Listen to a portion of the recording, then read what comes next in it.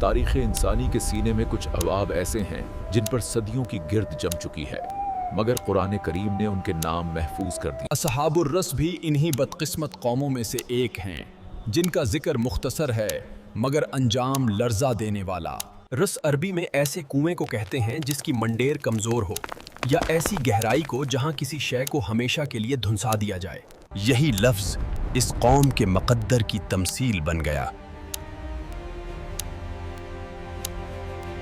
مفسرین اور مورخین کے اقوال کے مطابق اصحاب الرس کی بستیوں کے بارے میں مختلف آراء ملتی ہیں، مگر سوال یہ تھا کہ کیا وہ نعمت کو نعمت دینے والے کی پہچان بناتے ہیں یا خود نعمت ہی کو معبود بنا لیتے ہیں؟ انہوں نے ایک عظیم صنوبر کے درخت کو سجدہ گاہ بنا لیا جسے وہ شاہ درخت کہتے تھے۔ ان کا عقیدہ تھا کہ اس کے اندر سے غیبی آوازیں آتی ہیں، حالانکہ وہ آوازیں دراصل شیطانی فریب تھیں۔ ایک بے جان درخت کے سامنے زندہ انسانوں کی گردنیں جھک جاتیں۔ سال میں ایک بار پورا علاقہ میلے میں بدل جاتا۔ جو اس پابندی کو توڑتا اسے موت کے گھاٹ اتار دیا جاتا۔ جہاں قربانیاں، سجدے، رسومات کی جاتیں غارت، مگر عقل، فطرت اور توحید سب پامال ہوتے تھے۔ ایک بے جان درخت کے سامنے زندہ انسانوں کی گردنیں جھک جاتی ہیں۔ روایات کے مطابق اسی خطے کے پہاڑوں میں ایک ڈیوہیکل اور پراسرار پرندہ انکا بھی رہتا تھا۔ یوں ایک طرف شرک نے آنکھوں پر پردے ڈال رکھے تھے اور دوسری طرف وہم اور انقا کی دہشت ان کے دلوں پر حکومت کر رہے تھے۔ ایک پوری تہذیب خوف، فریب اور گمراہی کے قلعے میں قید ہو چکی تھی۔ جب گمراہی اپنی انتہا کو پہنچی تو اللہ تعالیٰ نے ان کی طرف ایک نبی بھیجا جنہیں روایات میں حضرت حنظلہ بن صفوان علیہ السلام کہا جاتا ہے۔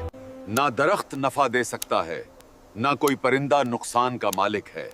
سجدے اور خوف کے لائق صرف وہی رب ہے جس نے سب کو پیدا کیا ہے۔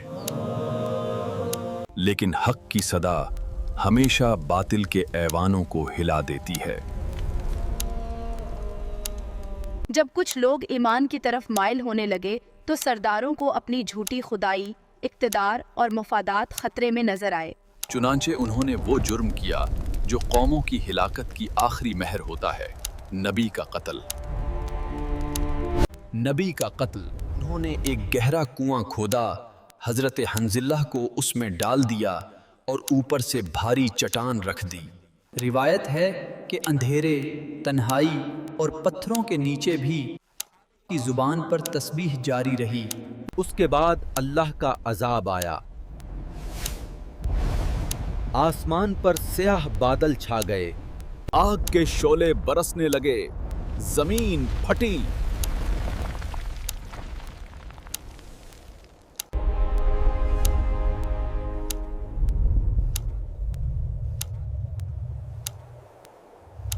اور کنویں سمیت پوری بستی نگل لی گئی۔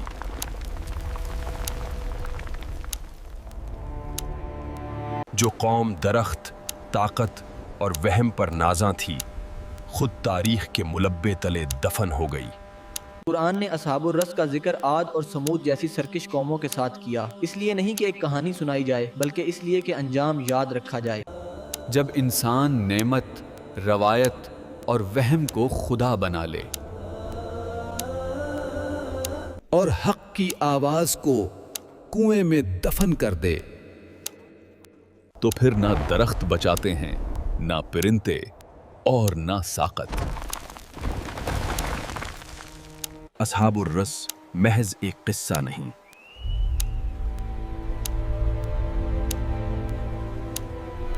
یہ ہر اس معاشرے کا آئینہ ہے جو سچ کے مقابلے میں مفاد کو ترجیح دیتا ہے۔